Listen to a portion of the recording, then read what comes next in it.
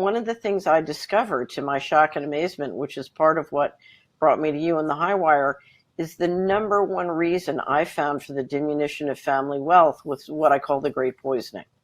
So families were being financially very much influenced or even decimated by the deterioration in pharmaceuticals and deterioration in the food and water supply and other forms of toxins. And so the Great Poisoning is really very connected with financial well-being. And of course, as you know, healthcare costs are one of the major reasons for bankruptcy in this country. Absolutely, yeah. So the number one thing families listening to this need to do is to protect themselves from the Great Poisoning. And I think part of it is we just have to recognize that it's really happening. We've watched an increase from about like 12% chronic illness in our children in the 1980s. It skyrocketed to 54%.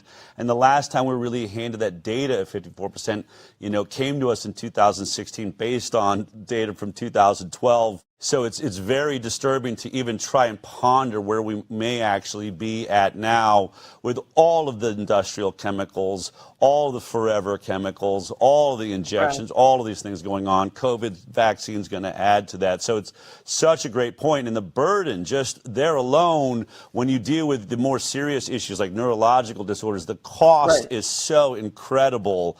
And there's really, these parents are being left, fitting the bill and hanging on for dear life. And remember, the cost is not just financial cost, it's time. The impact on a family's time and the ability to raise all the siblings properly is devastating. So whenever I see these kinds of poisonings, particularly the neurological damage, what I'm looking at is bankruptcy. One of the biggest reasons between the discrepancy between the wealthy and the middle class getting squeezed is cost of capital. So we have the big banks paying 0% for their cost of capital, or 1%, or getting bailed out and getting capital for free, whereas most Americans are paying 17% for their plus on their credit card, and high prices on the mortgage. These giant corporations get their money at such a reduced cost, and now we're watching BlackRock, State Street Bank, like these different companies, like buying up businesses, buying mom and pop shops. We're not living in a fair and balanced environment. Well, first of all, it's not an unfair environment. We're dealing with a financial coup. Okay. So this is engineered. This is engineered top down, and it's and there are many aspects to it. But one of them is the insiders have one cost of capital, and the outsiders have the other, a much higher cost of capital. As a result, the outsiders get harvested, and the insiders, end up centralizing ownership and control of everything. Okay, and it's engineered both through the monetary policies and the fiscal policies. But the first thing we need to do is understand this is really going on, and we need to get ourselves out of a debt trap. So anything we can do, one, to use cash, preserve cash, because the more the system goes all digital, the more control and the more games they can play. Tyson is firing, legal workers, closing down plants in some areas, but hiring, what they call refugees, but I'm assuming these are sort of undocumented workers that come into the country.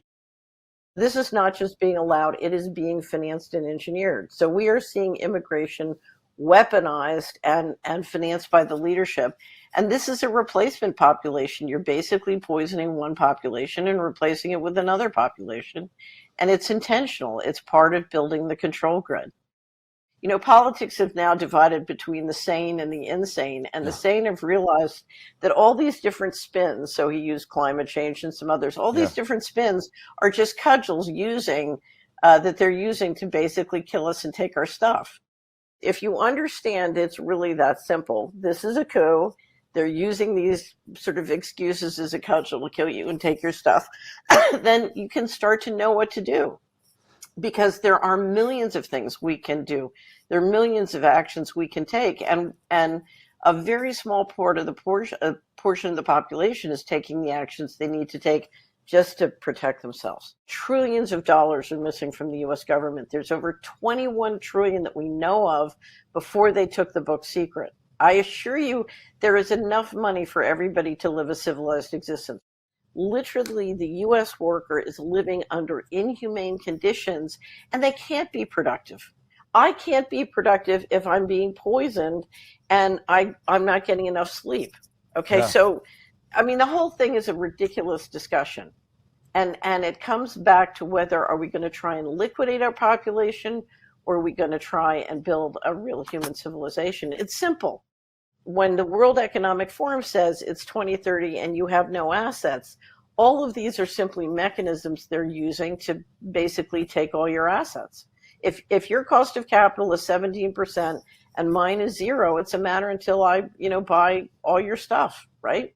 Civil disobedience revolutions were much more successful than violent revolutions because they were so inclusive. But here was the really good news. It only took 3.5% of the population to engineer a successful revolution.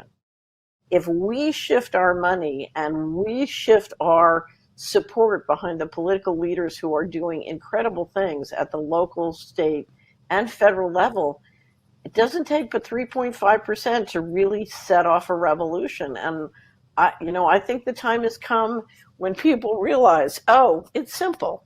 It's simple. This is simple. Let's it's time for the sane to take back power from the insane.